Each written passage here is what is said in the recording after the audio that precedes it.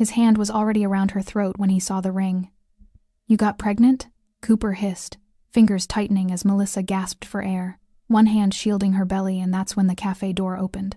The man walking in didn't shout. He didn't run. But when he said, "Take your hand off my wife," the entire room went silent because Cooper had just put his hands on Pedro Feliciano's world. And Pedro never leaves threats unfinished. If this story pulled you in, go ahead and subscribe so you never miss what's ahead. I've got another unforgettable story coming tomorrow. And while you're here, drop a comment and tell me where you're watching from. I love seeing people tuned in from all over the world. Okay, let's get back into it. The latte had gone cold, but Melissa kept her palm flat against the ceramic anyway. It was a habit she'd developed somewhere between the woman she used to be and the woman she was still becoming, this need to hold on to warmth even after it had already left. Her therapist would probably say something meaningful about that. Melissa hadn't mentioned it yet. Some revelations felt too private to hand over, even to someone paid to receive them. The cafe off Meridian Avenue moved around her in the easy, unhurried way of a Tuesday afternoon. Pendant lights hung low over polished wooden tables, casting pools of amber across the room. The smell of espresso and warm pastry drifted from the counter. Soft conversation filled the space, nothing urgent, nothing sharp. The kind of atmosphere Pedro had chosen deliberately when he suggested they meet here. Discreet. Comfortable. Far enough from his usual world that his mother could relax over coffee without a security rotation making her feel like a target. Melissa shifted in her chair and felt the familiar ache press into her lower back. 5 months.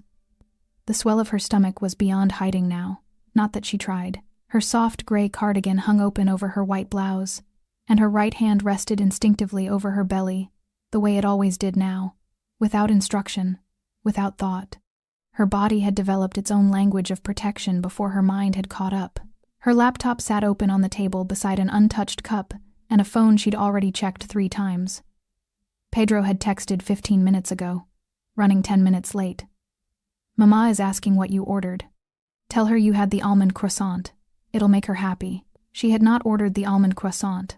She had smiled anyway. She turned back to her screen, a half-drafted message to the pediatrician's office about the next appointment, and tried to concentrate.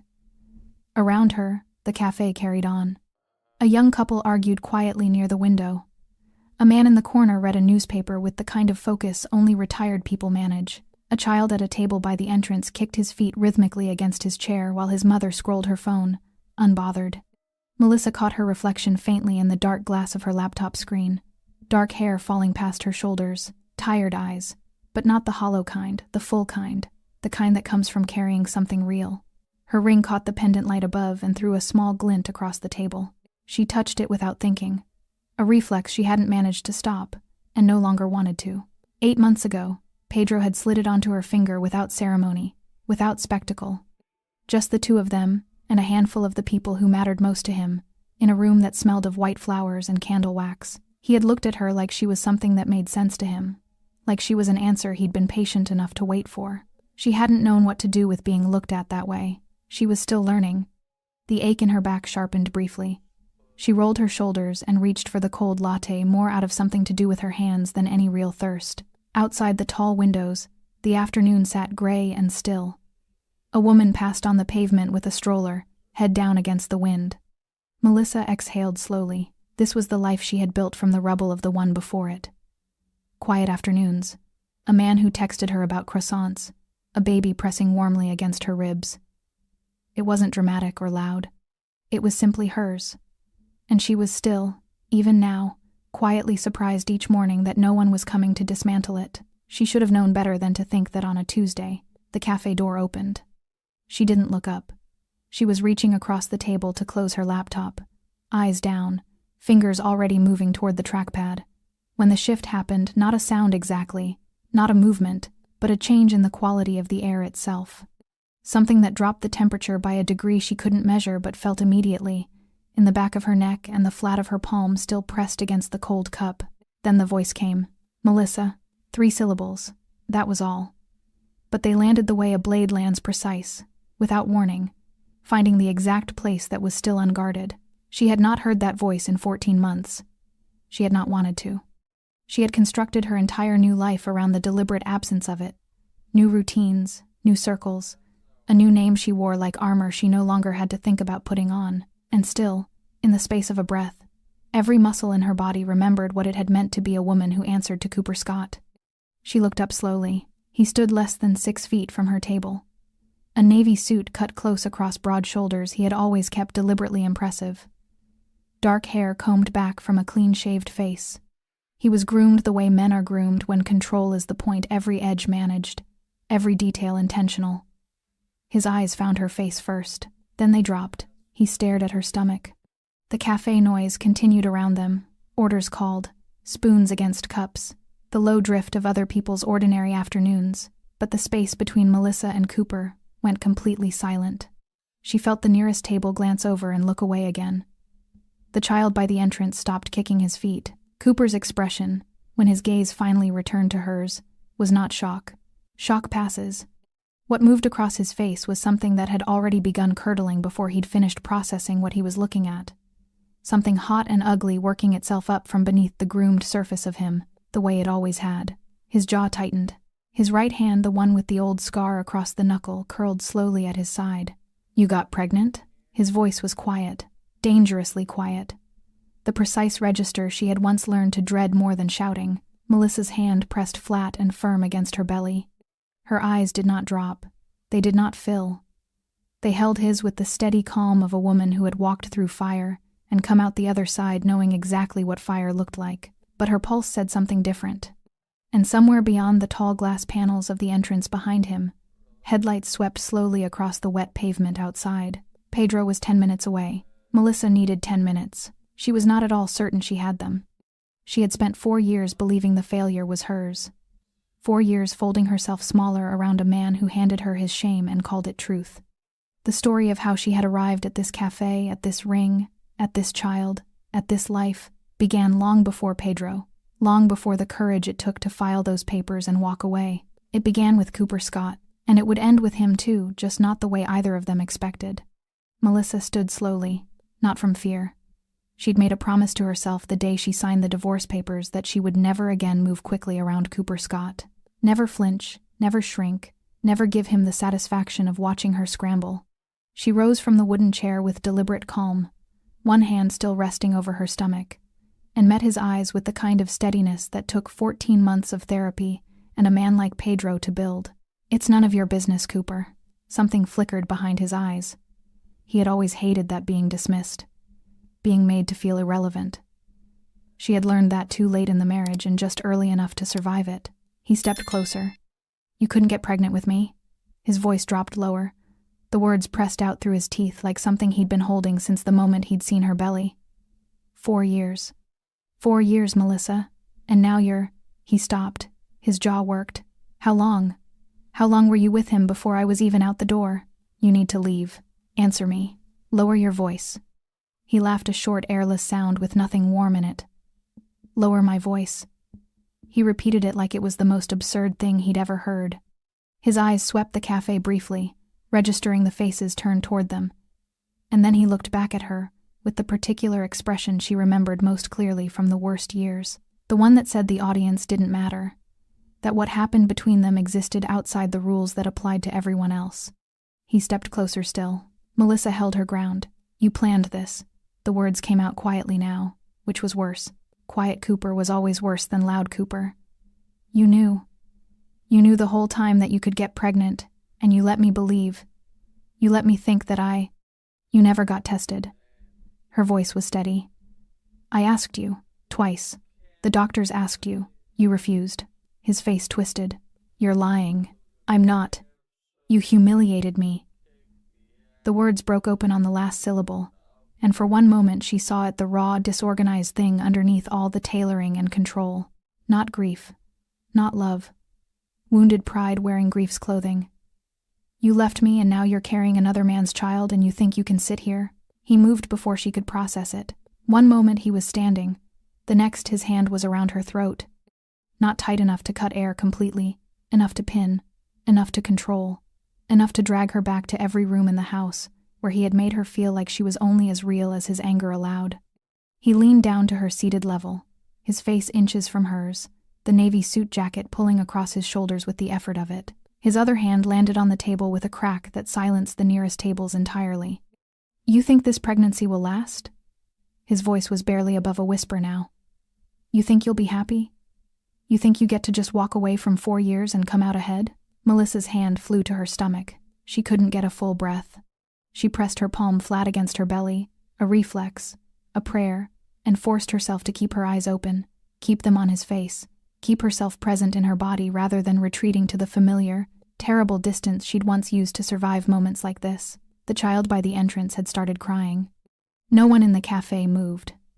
The specific paralysis of bystanders, that terrible collective freeze where everyone is waiting for someone else to be the first, held the room in suspension. A woman near the window had her hand over her mouth. A barista stood motionless behind the counter with a portafilter in his hand. Melissa pulled a thin breath through the pressure of Cooper's grip. She did not beg. And then the door opened. The cold air came first, a brief rush of it, sweeping through the warmth of the cafe. Then footsteps. Measured, unhurried, the kind that belonged to a man who has never needed to announce himself, because rooms have always known to pay attention. Pedro entered, black suit, no tie. The collar of his shirt open at the throat, revealing the edge of the ink that climbed his neck, dark, deliberate lines that disappeared beneath the fabric. He was broad-shouldered and composed, his dark eyes moving across the room with the quiet efficiency of a man accustomed to reading situations at a glance. His mother stepped in behind him, already unwinding her scarf, already beginning to smile. The smile died. Pedro's gaze found Melissa. Found Cooper's hand at her throat, found her palm pressed against her stomach. Everything changed. Not loudly. There was no shout, no dramatic shift in his expression. That was the part that would stay with everyone in that cafe long after the afternoon was over, how still he became. How the temperature of the entire room seemed to drop a degree in the second before he moved. He crossed the cafe in 6 strides. He took Cooper by the collar with one hand, as if the man weighed nothing, and drove him backward into the stone pillar beside the nearest table. The sound it made was dense and final, like punctuation at the end of a sentence that had gone on far too long. The cafe gasped. Cooper grabbed at Pedro's wrist. Pedro didn't move. "Take your hand off my wife." His voice was low, absolute, the kind of calm that isn't calm at all, but something colder and more dangerous operating underneath it. Cooper blinked, staggered, looked at the man holding him against a pillar, and tried, visibly, to locate his footing. Who are you?" Pedro looked at him, the way a man looks at something he has already decided how to handle. Her husband. The word hit the room like a stone hitting water. Cooper's face went through 3 expressions in 2 seconds. Confusion, disbelief, and something that was beginning, finally, to look like fear. Pedro's mother was already at Melissa's side, her warm hands cupping Melissa's face, checking her neck, her eyes, her breathing, speaking softly in a language Melissa was still learning but understood well enough in moments like this. "You're safe. I have you. He cannot touch you." Pedro leaned close to Cooper. "If you ever put your hands on her again," he said quietly, "you won't have hands." He wasn't shouting. He didn't need to. The private clinic smelled of antiseptic and fresh linen.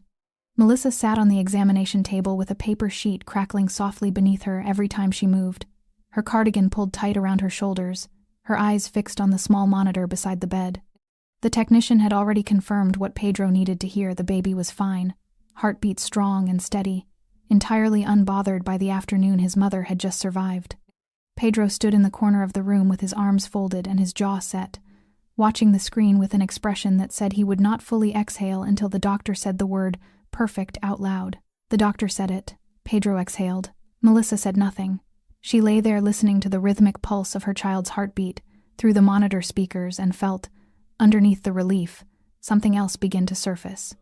Something old and heavy and familiar, loosened by the afternoon the way a stone is loosened by water slowly. Then all at once, she had been here before.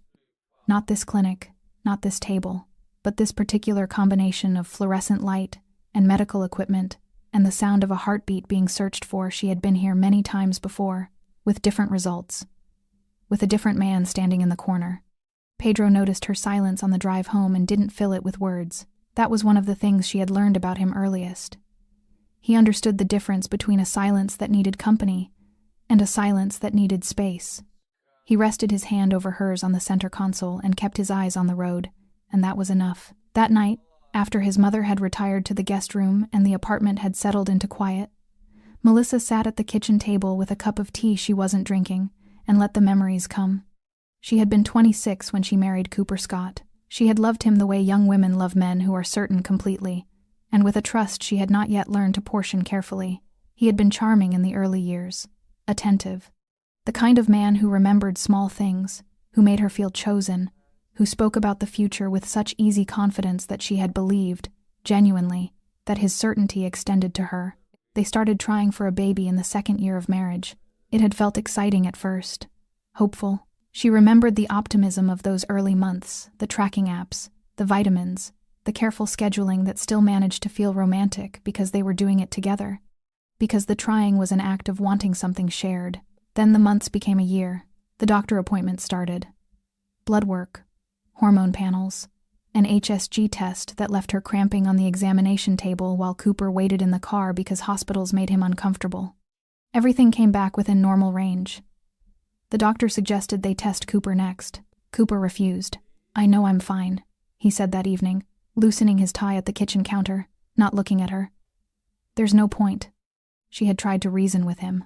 Once, twice, 4 times over the following months, each conversation ending the same way, with Cooper's patience thinning, his certainty hardening, his willingness to discuss it closing like a door being pulled firmly shut. And then the cruelty started. Not all at once. That was the thing about the way Cooper operated. It was never sudden enough to be undeniable. It arrived in increments. A comment here, a withdrawal there. The way he stopped reaching for her hand in public. The way he began referring to her body with a clinical detachment that made her feel like a faulty appliance he was still deciding whether to return. "You knew something was wrong with you before we got married, didn't you?" She remembered exactly where she'd been standing when he said it. At the sink, washing the dinner dishes, steam rising from the water. She had gone completely still. "That's not true." "Then why can't you give me a child?" The words had rearranged something inside her. Not broken it, not yet, but shifted it. Moved something fundamental out of alignment in the way that a single wrong step on uneven ground shifts your balance before you've even registered the fall. Over the following months, he called her useless. He said it quietly, conversationally, the way you might comment on the weather. He withdrew from their bed. He told her once, during an argument she no longer remembered the origin of, that she had tricked him, that she had known, and said nothing, and let him commit to a life she was incapable of giving him. She had carried that word for a long time. Tricked. As though love were a transaction. As though she had sat across from him in those early hopeful months and calculated what she could take before he noticed what she lacked. She had started sleeping poorly, eating irregularly. She lost weight she hadn't intended to lose and gained a quietness that her closest friends noticed, and she denied. She stopped calling her mother as often because her mother would have heard it in her voice, and she wasn't ready to say it out loud that her marriage was not what she had believed it was. That the man she had loved with such complete and uncalculated trust had decided the problem was her, and was no longer interested in considering otherwise. She filed for divorce on a Wednesday morning in March. Cooper had signed the papers with a pen he'd brought himself, leaning over the solicitor's desk with the easy confidence of a man who had never doubted his own position. He had looked at her across the table afterward with something that was almost a smile. "You'll regret this," he said. She had said nothing. She had gathered her copy of the papers, placed them in her bag, walked out of the building, and stood on the pavement in the thin March sunshine, and waited to feel something definitive. What came instead was quieter than she expected. Not relief, not grief. Just the particular exhaustion of a woman who has been holding something very heavy for a very long time, and has finally, at great cost, been allowed to put it down. She hadn't known then that the heaviest part, the shame, the belief that she was broken, the 4 years of accumulated damage done to the way she understood herself, would take much longer to set down. She hadn't known yet about Pedro. She hadn't known yet about the truth her own body was still waiting to tell her. She met Pedro Feliciano on an ordinary Thursday. No dramatic circumstances. No rain-soaked street corner or crowded bar where eyes meet across a room and the world slows down to accommodate the moment. It was a Thursday afternoon in September, 6 months after the divorce, at a small gallery opening a colleague had dragged her to because Melissa had declined 3 previous invitations, and goodwill has a limit. She hadn't wanted to be there. She had stood near the back with a glass of white wine she wasn't drinking, wearing a dress she'd bought for a version of herself she was still trying to locate, looking at a large, abstract canvas that meant nothing to her and trying to appear as though it did. "It doesn't work," a voice said beside her. She turned. He was standing 2 feet away, also looking at the canvas. A glass of water, not wine, held loosely in one hand. Dark suit, no tie. Broad shoulders, unhurried posture. The kind of stillness that doesn't come from passivity but from a man who has long since stopped feeling the need to perform composure because it is simply what he is. She noticed the ink at his collar before she noticed his face. Dark lines climbing the side of his neck, disappearing beneath his shirt. She looked away quickly, then back. "The painting," he added, as though she'd asked. "The scale is wrong for the emotion it's trying to carry. Too wide. It dilutes it." She looked at the canvas again. "I thought it was just me," she said. He glanced at her then. Dark eyes, direct without being aggressive. "It's not just you." That was how it started. They talked for 40 minutes in front of a painting neither of them liked. And then he asked if she wanted to get coffee somewhere that wasn't this gallery, and she had said yes before she'd fully decided to. They walked 3 blocks to a quieter place and sat across from each other at a corner table and kept talking. And at no point during those 2 hours did Melissa feel the specific alertness she had grown accustomed to around men, that low-level monitoring, the constant background calculation of how much space she was taking up, whether her voice was too much, whether she was saying the wrong thing and would pay for it later in some quiet, deniable way. With Pedro, she simply talked. He listened the way very few people listen, not waiting for his turn, not constructing his response while she was still mid-sentence, but actually receiving what she said and sitting with it before he answered. It was disarming in a way she hadn't anticipated and didn't quite know what to do with. They saw each other again the following week, and the week after that. It was on the 4th meeting dinner this time. A small Italian place he'd chosen because the owner knew him and they could speak without interruption that she told him about the marriage. She hadn't planned to. It came out the way things come out when you are finally in the presence of someone who makes you feel safe enough to be honest gradually. Then with a rush she couldn't stop once it started. She told him about the trying, the doctor visits, the negative tests, the way hope had slowly curdled into something she no longer recognized. She told him about Cooper's refusal to be tested. She told him about the word defective, spoken in the kitchen of a house she had believed was a home. She told him about the divorce and the March pavement and the exhaustion that had followed her out of the solicitor's office, like a second shadow. She told him all of it, and then sat across from him in the low light of the restaurant, waiting for the thing she had learned to expect, the slight withdrawal, the recalibration, the moment when a man's interest quietly adjusts itself around the complicated facts of who she actually was. Pedro was quiet for a long moment. Then he said, "He never got tested." "No, and you carried 4 years of his refusal as though it were your diagnosis." It wasn't a question. She felt something shift in her chest at the precision of it, the way he had located the exact wound without being directed to it. "Yes," she said quietly. He looked at her steadily. "If you can't have children, we build a family another way. That's not a sacrifice, that's just a different door." He paused.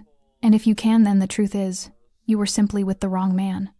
She had not cried in front of someone in over a year. She came very close to it then. She didn't. She pressed her lips together and looked down at her hands on the table, and breathed through it. And when she looked back up, he had not moved, had not looked away, was simply there, present and unhurried, and entirely unfrightened by the weight of what she'd shared. She filed that moment away carefully. She would return to it many times. They married 11 months after the gallery, quietly, as Pedro did everything. A small ceremony, people who mattered, white flowers and candlelight and a ring slid onto her finger by a man who had never once made her feel that her worth was conditional on what her body could produce. 3 months after the wedding, she was late. She bought the test alone, on a Tuesday morning, in a pharmacy 3 streets from their apartment. She took it in the bathroom with the door locked even though she was alone in the flat, and she sat on the edge of the bath and stared at the result for a very long time before she believed it. 2 lines. She pressed her hand over her mouth. And then she cried, not quietly, not carefully, but with the full, unguarded release of a woman receiving the confirmation of something she had been told, repeatedly and cruelly, she would never have. Great, heaving sobs that shook her shoulders and soaked her palms, and had nothing to do with sadness, and everything to do with the 4 years of shame finally, irrevocably, being disproven. The problem had never been her. It had never been her. When Pedro came home that evening, she met him in the hallway with the test still in her hand. He looked at it, then at her face, Then he pulled her into him without a word and held her there while she cried again, his hand steady at the back of her head. He didn't say "I told you so." He didn't need to. The bruises on Melissa's neck faded within a week. The ones no one could see took considerably longer. She told herself she was fine. She told Pedro she was fine. She told his mother, who had extended her visit by 4 days without being asked, and had taken to appearing in the kitchen each morning with herbal tea and a particular look that required no translation, that she was absolutely fine and that everyone needed to stop watching her as though she might shatter. She was not fine. She knew it the way you know a hairline fracture, before the X-ray confirms it by the way ordinary movement suddenly costs more than it should. She would be doing something unremarkable, washing her face, or folding laundry, or sitting with her laptop in the afternoon light, and then a sound would reach her, a door closing too firmly, a raised voice from somewhere outside, and her hand would fly to her stomach before her mind had even registered the threat. Her body remembered the cafe. Her body was going to remember it for a long time. Pedro noticed. He said nothing directly, which was his way. He did not pry, did not push, did not require her to perform recovery on a schedule that suited him. But she caught him watching her sometimes with that particular stillness of his, the kind that meant he was measuring something, calculating quietly behind those dark eyes, and she noticed, without him mentioning it, that there was always someone outside the building now when she left, a man she didn't recognize, reading a newspaper or standing near a car with the particular quality of alertness that belonged to people paid to pay attention. She didn't ask about it. She understood what it meant. Cooper, meanwhile, had not disappeared. She had hoped naively. She understood now that the warehouse of Pedro's presence in that cafe would have been enough. That whatever Cooper had seen in Pedro's face when he crossed that room would have activated the basic self-preservation instinct and sent him quietly in the other direction. She had underestimated how much Cooper's pride could override his judgment. It started with mutual acquaintances. A woman they'd both known during the marriage, a friend of Cooper's wife-era social circle, sent Melissa a careful, apologetic message informing her that Cooper had been talking, telling people that the pregnancy wasn't what it appeared to be, that Melissa had been involved with someone else before the divorce was finalized, that the timeline didn't add up. Melissa read the message twice, set her phone face down on the kitchen counter, and stood there for a moment with both hands pressed flat against the cool marble. Then she picked the phone back up and replied with 2 words. "Thank you," she told Pedro that evening. He was at the kitchen table when she came in, a glass of water untouched beside a folder of papers he wasn't reading. He looked up when she entered, and something in her face made him close the folder immediately. She told him what Cooper was saying, about the rumors, the insinuations about the baby's paternity, the careful, deniable way Cooper was rewriting the story to position himself as the wronged party, the man whose wife had betrayed him, rather than the man who had strangled a pregnant woman in a cafe in front of 20 witnesses. Pedro listened without interrupting. When she finished, the room was quiet for a moment. "He's scared," Pedro said. "He's lying." "Yes, because he's scared." Pedro's voice carried no heat. It was observational, almost clinical, as though he were describing the behavior of something he'd encountered before and found entirely predictable. Men like Cooper don't go quiet when they're embarrassed. They get louder. They reframe. They make enough noise that the original story gets buried under the revision. Melissa sat down across from him. "What do we do?" "Nothing. Yet." He met her eyes. "You don't respond to rumors. Responding gives them weight." She nodded slowly. She trusted his instincts in ways she was still getting used to.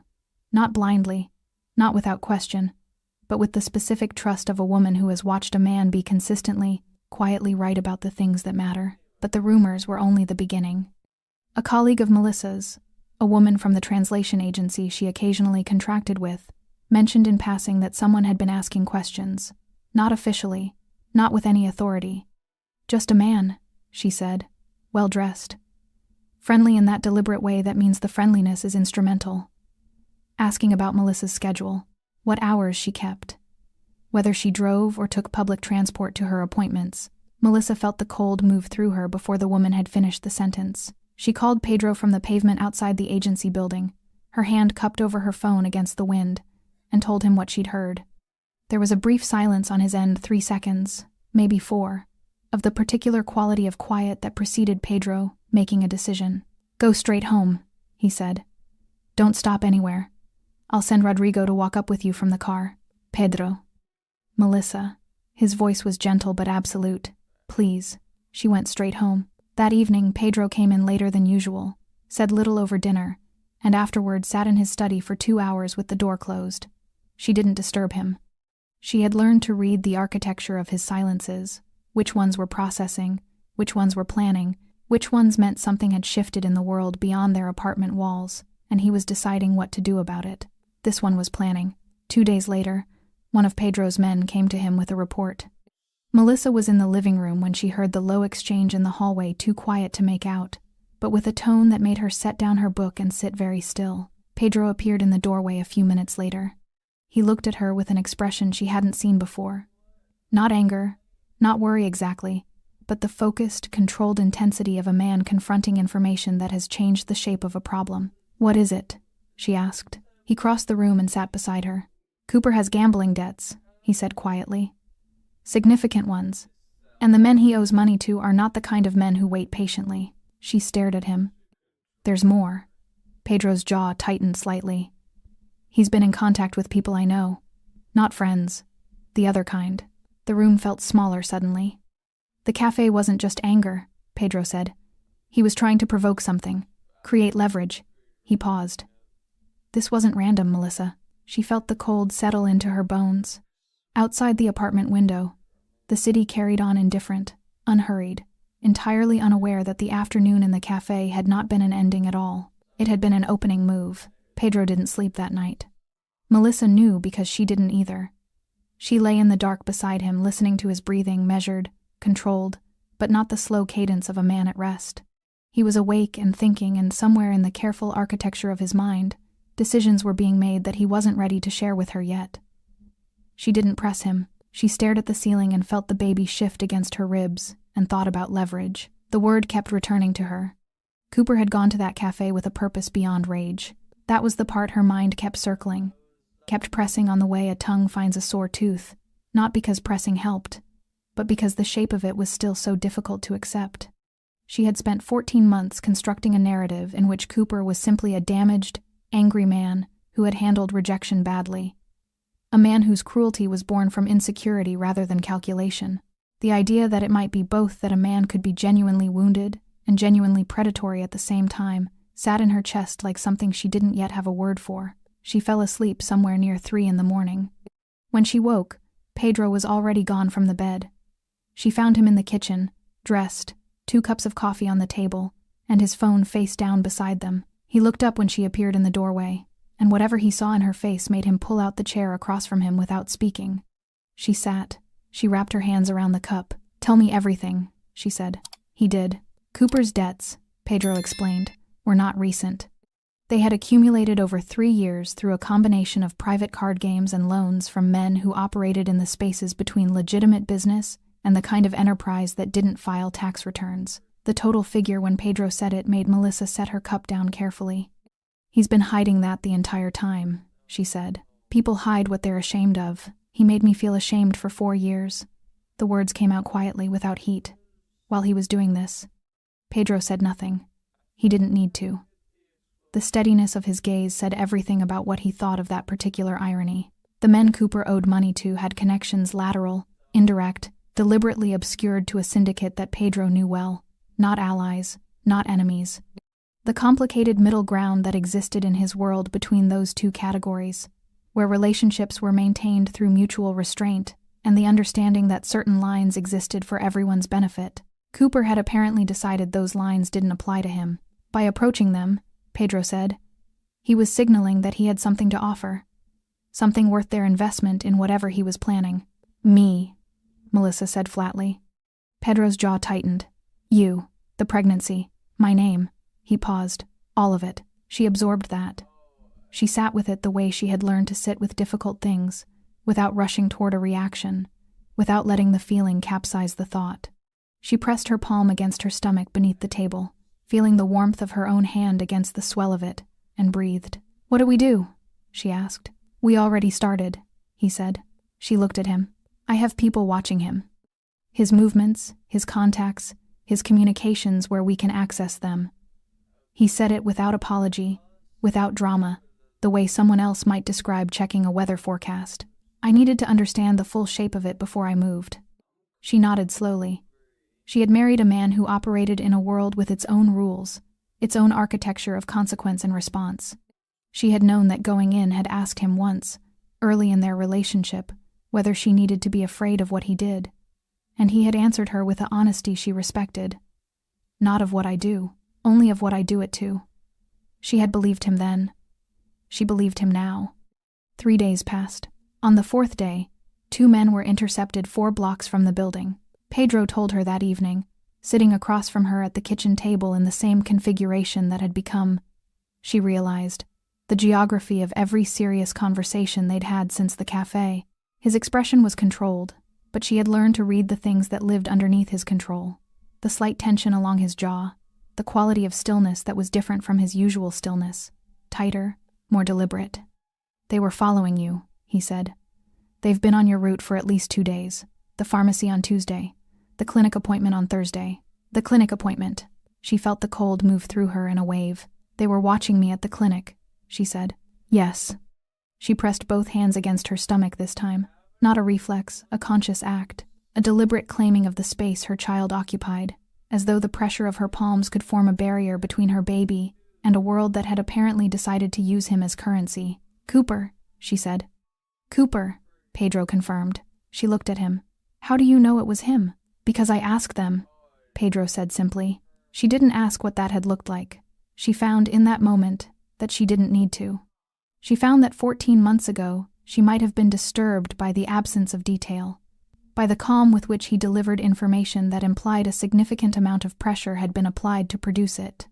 But 14 months ago, she had also believed that the failure of her marriage was biological and personal and entirely her fault. She had revised a great many beliefs since then. Cooper had hired men to follow a pregnant woman to her medical appointments. That was what he had done. She let that sit in the room between them for a moment, the full, unvarnished shape of it, stripped of context and justification, and the long history that people use to soften the edges of what they know.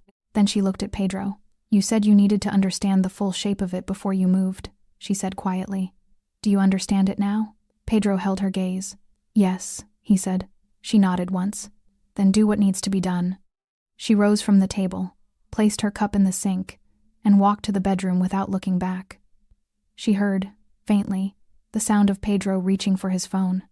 And somewhere across the city, a well-dressed man in a navy suit received an invitation he had not expected and could not refuse. Cooper arrived at the docks at 9 o'clock. Melissa didn't know this at the time. She was at home, sitting in the armchair by the bedroom window with a book open in her lap that she hadn't read a single page of, listening to the city settle into its nighttime register, the distant percussion of traffic, the occasional voice from the street below, the particular quality of quiet that a city produces after 10 when the urgent part of the day has finally exhausted itself. She had told Pedro to do what needed to be done. She had meant it. But sitting alone in the lamplight with her child pressing gently against her ribs, she found that meaning something and living inside the consequences of it were 2 different experiences entirely. She turned a page she hadn't read and tried to breathe evenly. Cooper had dressed for the meeting the way he dressed for everything, as though appearance were armor. Dark trousers, fitted jacket, shoes that caught the light. He had received the invitation through an intermediary. A brief and businesslike message that suggested a conversation about mutual interests and named a location and a time with the kind of quiet authority that didn't leave room for negotiation. He had told himself, on the drive over, that he still had leverage. He had told himself that Pedro Feliciano was a man like any other man, that beneath the reputation and the money and the ink climbing his throat was someone who could be reasoned with, bargained with, brought to a position of compromise if approached correctly. Cooper had always believed he was very good at approaching things correctly. He walked into the warehouse with his shoulders back and his jaw set, and he understood immediately, in the way the body understands things before the mind has finished arguing, that he had made a series of very significant miscalculations. The space was large and dim, lit by a single overhead source that created a pool of light in the center of the room and left the peripheries in shadow. The shadows were not empty. Cooper could sense rather than see the people standing in them still, unhurried, positioned with the deliberate geometry of men who had done this before and found it unremarkable. Pedro stood in the center of the light. No jacket this time.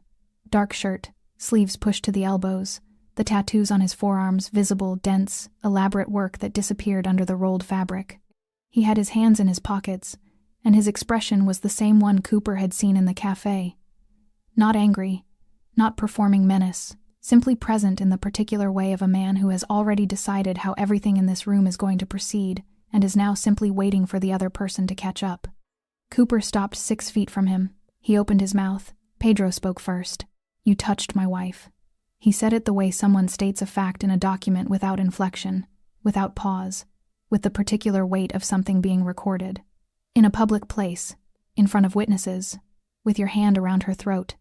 Cooper's prepared speech rearranged itself somewhere in his chest. She provoked. "You hired men to follow her." Pedro continued as though Cooper hadn't spoken. "To her medical appointments, to the clinic where she goes for prenatal care." A pause. "You put surveillance on a pregnant woman." The word surveillance in Pedro's mouth sounded different than it would have in anyone else's. Clinical. Official. As though it belonged in a ledger of offenses that was being carefully maintained. Cooper felt the first real thread of cold move through him. "I needed information," he said. His voice came out less steady than he'd intended. "You needed leverage," Pedro said. "There's a difference. Leverage implies you had something to trade." He tilted his head slightly. "You don't. I know people. The people you owe money to." Pedro nodded slowly.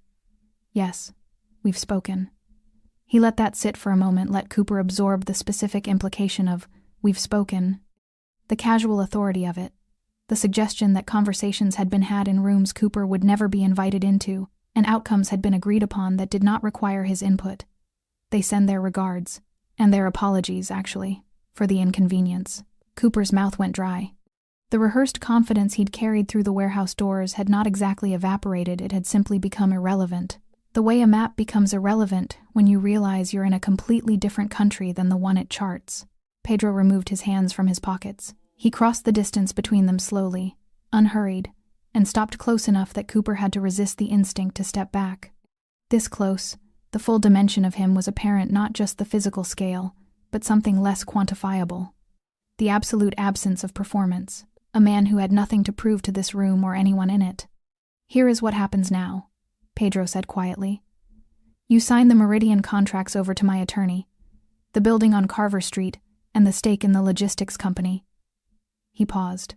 "That covers what you owe, partially." Cooper's stomach dropped. "Those are worth." "I know what they're worth. You can't just—" "Cooper," Pedro said his name simply, without sharpness. "Look around this room." Cooper looked. The shadows at the periphery had shifted slightly, not threatening, simply present. A quiet recalibration that reminded him, without a word being spoken, of the precise dimensions of his situation. He looked back at Pedro. "The assets," Pedro continued, "cover the debt and the inconvenience. What covers the rest," he held Cooper's gaze without blinking, "is that you leave. Not the neighborhood, not the city." A pause. "You leave and you don't come back. No contact, no rumors, no messages through mutual acquaintances. No more stories about my wife or my child." His voice dropped slightly on the last 2 words, not from emotion but from something more controlled than emotion. "You become someone who used to live here. That's all." Cooper stood very still. The cold that had started as a thread was now something comprehensive and complete, occupying every part of him. He wanted to argue. He wanted to remind Pedro that he had rights, that this was coercion, that none of this was legal or reasonable or proportionate. He said none of it. Because standing in that warehouse in the dim pool of light, Cooper Scott finally, thoroughly, understood something he should have understood the moment Pedro's hand closed around his collar in the cafe. He was not in a room where those words meant anything. He signed the documents an hour later. He booked a flight before midnight. And when Melissa woke the next morning to find Pedro sitting on the edge of the bed in the gray early light, watching her sleep with an expression she had never seen on him before, something quiet and ferocious and deeply, privately tender, she knew without being told that it was over. "Is he gone?" she asked. Pedro reached out and tucked a strand of hair back from her face. "He's gone," he said. Melissa heard Pedro come home at 11:30. She wasn't asleep. She had been lying in the dark with her eyes open and her hand flat against her stomach, listening to the baby's small interior movements, those subtle, oceanic shifts that she still wasn't entirely accustomed to, still found quietly astonishing each time they came. She heard the front door, Heard his footsteps in the hallway. Heard the particular pause outside the bedroom door that meant he was deciding whether to wake her. She saved him the decision. "I'm awake," she said. He came in. He didn't turn on the overhead light, just the small lamp on his side of the bed, which threw a warm and limited glow across the room. He sat on the edge of the mattress with his back partially to her and leaned forward, elbows on his knees, and for a long moment he simply sat there in the lamplight looking at the floor. She pushed herself upright against the headboard. She studied the line of his shoulders, the ink on the back of his neck, the way he carried the evening in his posture, not heavily, not guiltily, but with a kind of settled weight that told her he had done what he'd gone to do and had come home having made peace with it. "Is he gone?" she asked. "He's gone." She nodded. She had expected to feel relief immediately, the clean, uncomplicated release of a threat eliminated. What she felt instead was more layered than that. Relief, yes, but underneath it, something that needed to be said. "You could have killed him," she said quietly. Pedro turned to look at her then. His expression was unreadable in the way it sometimes was, not closed exactly, but still, like water that runs deep enough that the surface gives nothing away. "Yes," he said, simply, without pretense. "But you didn't." "No." She held his gaze. "Why?" He was quiet for a moment. Not evasive, considering. The way he always considered things before he gave them to her, making sure what he offered was accurate rather than just comforting. "Because you don't need that weight on your conscience," he said. "Whatever he did to you, and I know what he did, you are not a woman who wants a man's death as the resolution to her story." He paused. "I know the difference." She felt something move through her chest. Not quite tears, something that lived behind tears, deeper and older than the specific grief of this moment. "You made that choice for me," she said. "I made it with you in mind," he corrected gently. "There's a difference." She looked at him for a long moment. This man who moved through the world with a power she was still learning the full dimensions of, who had walked into a warehouse on her behalf and come home without blood on his hands because he had understood without being told, without being asked what she could live with and what she couldn't. She pressed her lips together, and then, quietly, she broke. Not dramatically. Not with the heaving sobs of the bathroom floor when she'd held the positive test. This was different, smaller, and somehow more profound. Tears that came slowly, without announcement, sliding down the sides of her face in the dim lamplight while she sat upright against the headboard with her hands folded in her lap, like a woman receiving something she had waited a very long time for. Pedro moved without hesitation. He crossed to her side of the bed and sat beside her and gathered her carefully, one hand at her back, one at the side of her face, with the specific tenderness of a man holding something he understands to be precious. She let herself be held. "I thought I was broken," she said into his shoulder. The words came out unguarded, stripped of the careful phrasing she usually applied to this particular wound. Raw, direct, the version of the sentence she had never quite said out loud to anyone, including herself, in exactly these words. Pedro's hand stilled against the back of her head. "I know," he said. 4 years. She pulled back slightly to look at him. Her voice was steady now, or trying to be. 4 years I believed him. I genuinely believed that I was the problem, that there was something fundamentally insufficient about me. She shook her head slowly. I rebuilt my entire understanding of myself around a lie a man told me, because he was too proud to walk into a clinic and give a sample. Pedro looked at her with those dark eyes that saw through the surface of things. "You were not broken," he said. "You were with the wrong man." He held her face in both hands with the careful, unhurried attention of someone who wanted to make sure every word landed where it was meant to. There is a profound difference between those two things. And I need you to understand that, not because I'm telling you, but because it's true, because your body proved it, because that child, he moved one hand gently to her stomach, is proof, not of what you lacked, of what you always had. She covered his hand with hers. The tears came again. She didn't fight them this time. She let them run their course in the warm and private quiet of their bedroom, held against a man who had chosen consistently, deliberately, from the very beginning to see her clearly. This was the thing about Pedro that she had struggled, early on, to fully trust. Not his power, not his world, but his consistency. The fact that he had never once wavered in the way he saw her. She had been waiting, in those early months, for the adjustment for the moment when the reality of who she was caught up with the version of her he seemed to believe in, and he recalibrated accordingly, withdrew, Revised. The revision never came. She understood now that it wasn't coming. She pulled back eventually, and wiped her face with the back of her hand, and exhaled the long, slow exhale of a woman releasing something she had been holding for years.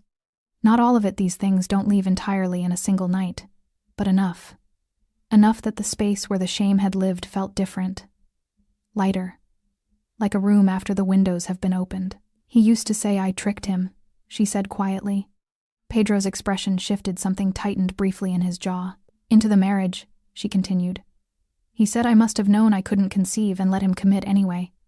Like I had calculated something. Like love was a scheme I'd run on him. Pedro was quiet for a moment. He said that, he said, because it was the only version of the story where he wasn't responsible for anything. He paused. It had nothing to do with you. It never did. It was entirely about him. She nodded slowly. She knew that. She had known it intellectually for some time. But there is a distance between knowing a thing and feeling it land, feeling it settle into the body and become something she could carry without the weight of it dragging her sideways. Tonight, in this room, in the aftermath of everything, the cafe, the clinic, the warehouse, the years before all of it, she felt it land, completely. Finally, she leaned her head against his shoulder. The baby moved a gentle, rolling shift beneath her ribs. She smiled at the ceiling despite everything, despite all of it. He kicked, she said softly. Pedro went very still. Then he pressed his hand more firmly against her stomach, waiting. A moment passed. Then another small movement, distinct and purposeful, pressing back against his palm. Something changed in Pedro's face. She watched it happen, watched the controlled, composed man she had married come undone quietly, privately, thoroughly, by the pressure of his son's foot against his hand. He didn't say anything. He didn't need to. The morning after felt different. Not easier exactly. Nothing about the preceding weeks had been easy, and the residue of difficulty doesn't lift overnight simply because the immediate threat has been removed. But different. The apartment held a quality of quiet that Melissa hadn't noticed before. A stillness that wasn't the held breath variety of recent weeks, but something more genuinely settled. She moved through the kitchen in the early light making tea, and the ordinary domestic simplicity of it struck her as remarkable, in the way that ordinary things become remarkable once you've spent long enough being afraid they might be taken from you. Pedro's mother, Isadora, was already at the table. She was a compact, sharp-eyed woman in her late 60s who wore her gray hair pinned back and her opinions openly, who had extended her visit twice now without anyone formally inviting her to do so, and had somehow made herself indispensable in the process. She looked up when Melissa appeared in the doorway and assessed her in the particular way she had efficiently, without embarrassment, as though she had both the right and the responsibility to determine how the people she loved were faring. You slept, Isadora said. An observation, not a question. Some, Melissa said. Sit. Melissa sat. Isadora rose and produced a cup of something herbal that smelled of chamomile, and something sharper she didn't recognize, and placed it in front of her with the quiet authority of a woman who has spent decades understanding that care is most effective when it doesn't ask permission. He told me, Isadora said, returning to her own chair. Not everything. He never tells me everything, but enough. Melissa wrapped both hands around the cup. And? Isadora looked at her steadily. And I think you're stronger than you believe yourself to be. I also think, she paused in that deliberate way she had, choosing words with the precision of someone to whom language had always mattered, that you've been measuring your strength by how much you could endure, rather than by what you've built. Melissa looked at her. There's a difference, Isadora added. Pedro says that, Melissa said quietly, that there's a difference. He learned it from somewhere. The older woman's expression softened into something that wasn't quite a smile but lived close to it. Melissa had come to understand Pedro's world gradually, in the way you come to understand a complex piece of music, not all at once, not through explanation, but through repeated exposure until the structure beneath the surface becomes audible. She had known from the beginning that he was powerful. She had understood, in the abstract, what that power meant and where it came from, and what maintaining it required. Living inside it was different from understanding it abstractly. She had expected it to feel like pressure, like living adjacent to something dangerous that required constant awareness. She had expected to feel watched, managed, contained the way she had felt in the marriage to Cooper, where his control had been intimate and personal and dressed up as protection. Pedro's world felt nothing like that.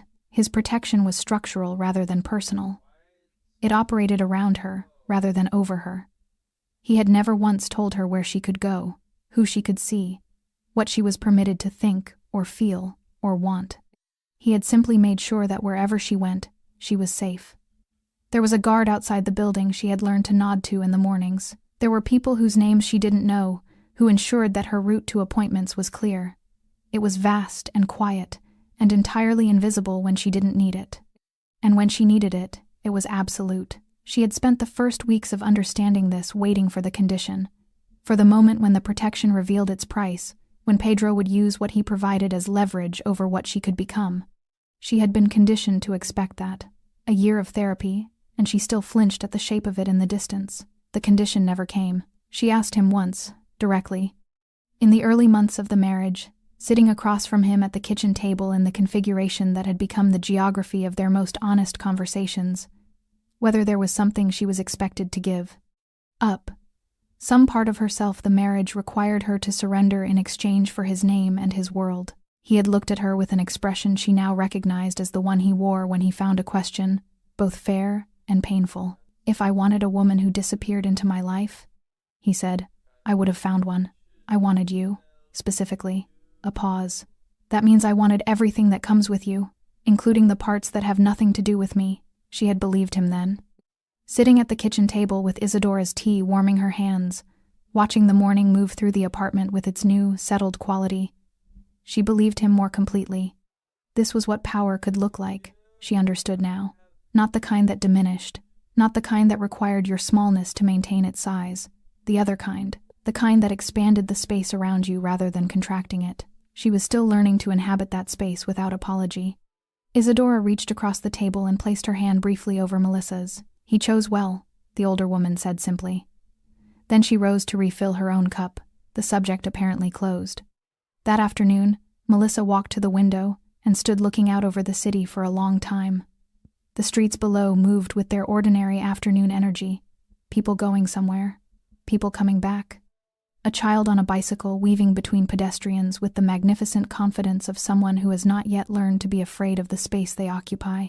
She pressed her palm against the window glass, cool and solid beneath her hand. Behind her, she heard Pedro come in from his study.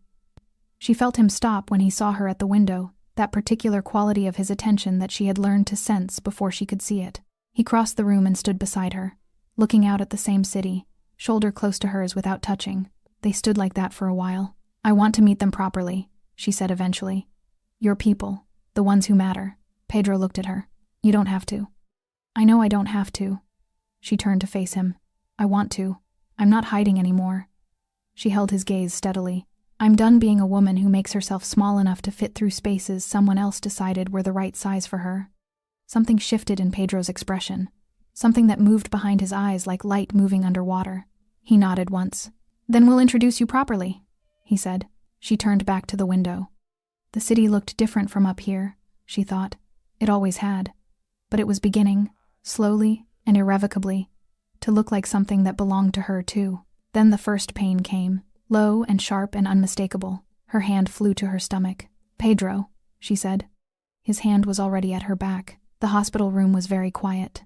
Not empty, there were nurses, a midwife, a doctor who spoke in the calm and unhurried register of someone who has attended hundreds of these moments and still treats each one with the same focused attention.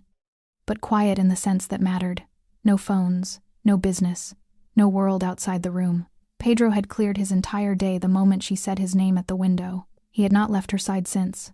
She noticed this with a clarity that the intensity of labor somehow sharpened rather than obscured the specific, grounding awareness that he was there. Not managing from a distance, not stationed in a waiting room with his phone and his associates.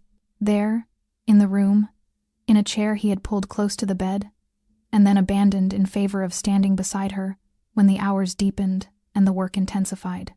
He was not comfortable with helplessness. She had learned that about him. He was a man built for action, for decisions, for the controlled application of will toward outcomes. Sitting beside a woman in labor and being unable to do anything except be present was, she understood, one of the harder things she had ever asked him to do without asking. He did it without complaint, without his phone, without once looking toward the door. She reached for his hand during the worst of it, and he gave it to her completely, let her grip it with a force that had nothing restrained about it, said nothing, kept his eyes on her face with the focused, absolute attention of a man who has decided this is the only thing in the world that exists right now. "You're doing it," he said quietly. Not a performance of encouragement. A simple, observed fact. She was doing it. The baby arrived at 10 minutes past 2 in the morning. The sound he made, that first, furious, magnificent announcement of existence, hit the room like something physical, like pressure. Melissa felt it in her sternum and her throat simultaneously, and she was crying before she had processed the fact of crying, tears running freely down her temples and into her hair while she reached for him, and the midwife placed him against her chest, and the world rearranged itself permanently around this new and specific gravity. He was small and warm and absolute. She held him against her and felt his weight, the particular, astonishing realness of it, and could not speak. There were no words that fit the inside of this moment. She had imagined it many times over the past 5 months, had rehearsed in the privacy of her own mind what she might feel, and none of the rehearsals had come close to this. This was the thing itself, unmediated and complete. She looked up. Pedro stood at the side of the bed, very still. He was looking at his son. She had seen Pedro in many configurations over the course of knowing him. Composed, authoritative, quietly furious, tender in the private, careful way he reserved for moments between just the two of them. She had seen him in the warehouse controlled and absolute. She had seen him at the café cold with purpose. She had not seen this. His expression was entirely unguarded. The composure that was so fundamental to him, so constitutive of how he moved through the world, had simply gone. Not broken, released. As though he had made a conscious decision that this moment did not require it, that this was a room where he could afford to be seen completely. His jaw worked. His eyes were bright. "Do you want to hold him?" she asked softly. He looked at her, then back at the baby. Then he nodded, a single, wordless movement that contained more than she had ever heard him say. The midwife guided the transfer, and then Pedro had his son in his arms. He held him the way Melissa hadn't expected, not tentatively, not with the stiffness of a man unaccustomed to small things. He held him with the same settled, absolute quality he brought to everything, as though the baby had always belonged in exactly this position, and Pedro's arms had simply been waiting for him to arrive. He looked down at his son's face for a long time without speaking. When he finally looked up at Melissa, there were tears on his face. He didn't move to conceal them. He simply let them be there, present and unashamed, in the quiet hospital room at 10 past 2 in the morning. "Thank you," he said. 2 words.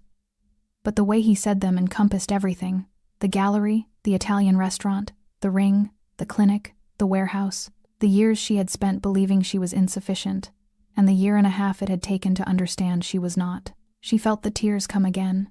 "He has your eyes," she said. Pedro looked back down at the baby. "He has your strength," he said quietly. "I hope." The room settled around them, warm, still, complete. The nurses moved softly at the periphery. Beyond the window, the city continued in its unaware, indifferent way, entirely ignorant of what had just occurred in this room. The arrival of a boy who would grow up knowing, because both his parents had fought their way to understanding it, that power and love were not opposites. That protection could feel like expansion. That the people who love you correctly make you larger, not smaller. Melissa leaned back against the pillow and watched Pedro walk slowly back and forth beside the bed, his son against his chest, speaking to him in a low voice she couldn't quite hear. Something private. Something that belonged only to the two of them in the beginning of their knowing each other. She thought about the café, the cold latte, Cooper's hand at her throat, the word broken that she had carried so long it had started to feel like her own name. She thought about a bathroom floor and 2 lines on a test, and the sobs that had come from somewhere deeper than grief. She thought about Pedro's hand pressed against her stomach through the wall of her skin, feeling his son move for the first time. She had not escaped into this life. She had built it. From rubble, from shame, from the long and difficult work of deciding that what someone cruel had told her about herself was not the final word on who she was. Pedro turned and found her watching him. He stopped walking, looked at her across the small, quiet room with their son against his chest, and everything they had walked through between them, and said nothing, because there was nothing left that needed saying. She smiled. He smiled back fully, unguarded. The version of him that very few people in the world were permitted to see. She had been strangled in a cafe. She had been told she was broken, defective, insufficient. A woman who had tricked a man into a life she was incapable of giving him. And here, at 2:10 in the morning, she held the disproof of every word, not because a man had rescued her, because she had chosen correctly, had survived long enough to choose correctly, had walked through the right door when it finally opened, and refused to apologize for what she found on the other side. She was Melissa Feliciano, wife, mother, protected, whole, and no one not ever again would dare question her worth. Thanks for sticking with this story until the very end. You're the reason these stories feel alive. If you're ready for another powerful journey, just tap the next video on your screen. And before you go, leave a quick comment and rate this story from 1 to 10. I'm excited to read your thoughts and connect with you in the comments.